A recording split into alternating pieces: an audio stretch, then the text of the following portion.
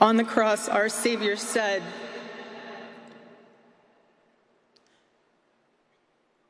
"Father, forgive them, for they not know what they do." That man, that young man, I forgive him.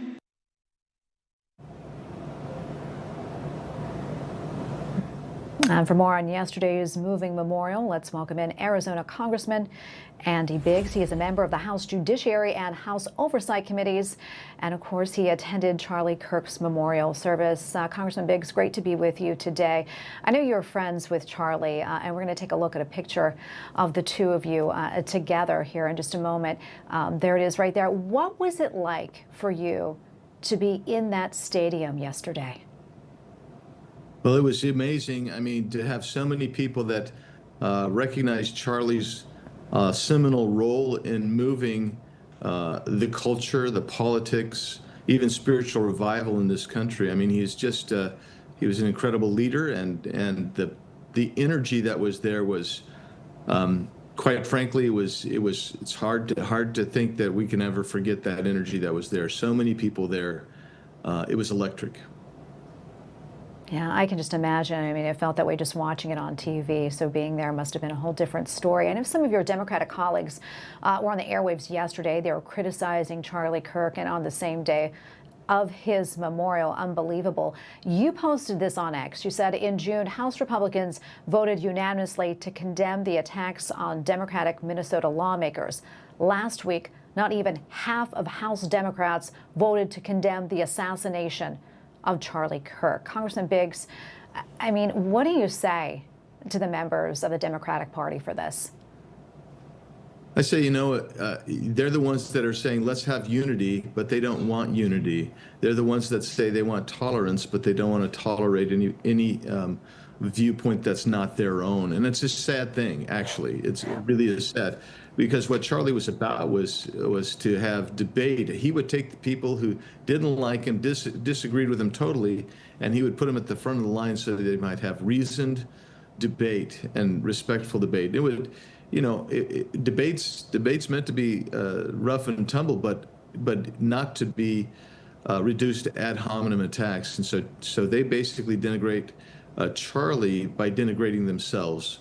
That's the reality. They reveal their true colors, that they don't love this country, they don't love the Constitution, they don't understand the First Amendment. The First Amendment was designed to protect speech that is perhaps odious and different, but the idea would be you would expose such radically bad ideas, and that the nation then could logically go forward with good ideas, and so. This is important. That's what Charlie was trying to do. He was trying to bring that back, and I tip my hat to him. And I just say to my leftist friends in Congress that just can't see that and can't see their own hypocrisy, I want to say, open your eyes and look in the mirror. Yeah, I want to quickly pivot to this before we run out of time. Senate Minority Leader Chuck Schumer is urging President Trump to meet with Democrats in hopes of averting a government shutdown. Of course, as the October 1st funding deadline gets closer, Pennsylvania Senator John Fetterman, he had this to say on CNN yesterday. It does seem that. And I've at least been one that says, hey, now I would love to restore a lot of those healthcare things. That's the right outcome, but that's a dangerous tactic if you are going to shut the government down for one of our policies to. I think it's the right thing to extend those healthcare things, but it is absolutely the wrong thing for a lot of reasons that we're going to shut our government down. I condemned it when the Republicans threatened to do that thing, and it's entirely wrong for us to do the same thing now. Now, Congressman Biggs, your reaction to that, and how important is it to get this deal done? Well, here's the deal. Fetterman's right on this, and also I would say I don't encourage the president to meet with him. What should happen is Chuck Schumer should go meet with John Thune, who's the leader of the Republicans in the Senate. In fact, he's the leader of the Senate. Go in there and have your discussion.